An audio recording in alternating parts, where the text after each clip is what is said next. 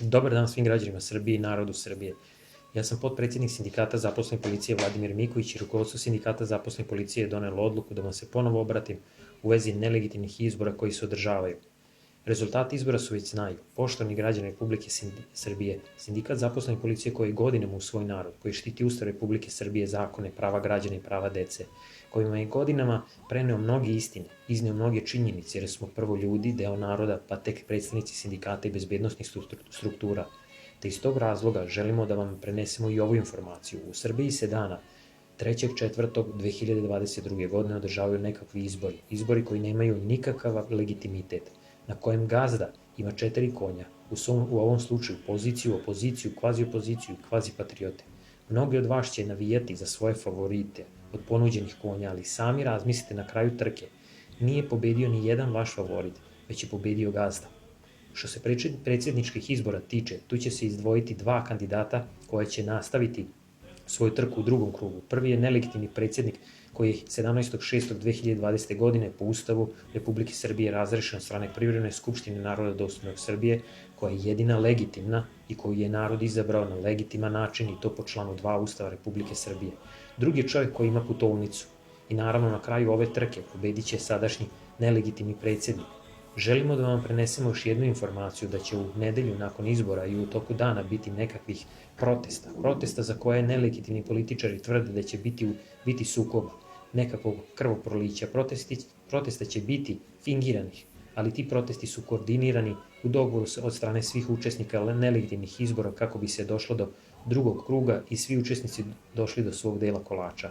Razmislite svojom glavom zašto ni jedan političar, ni jedna medijska kuća od 16.6.2020. godine nije izvestila da je tada narod po Ustavu Republike Srbije formirao legitimnu privremenu skupštinu naroda dostojnog Srbije.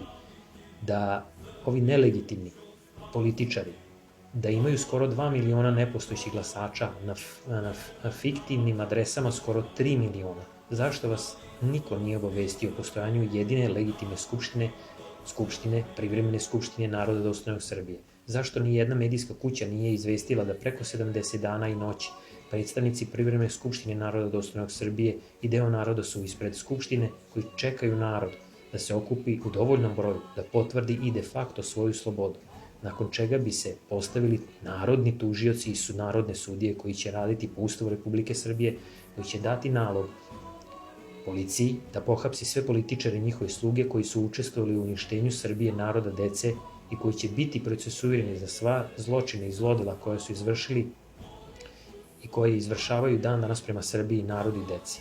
Zapitajte se zašto na medijima nije bilo ni jednog saopštenja Privremene skupštine naroda dostojnog Srbije. Zapitajte se zašto u medijima od mnogobrojnih saopštenja Sindikat zaposlenih policije koja su objavljena nije objavljeno ni jedno saopštenje u kojem smo naveli da je u Srbiji jedino legitimna privremena skupština naroda dostojnog Srbije i da su svi političari nelegitimni.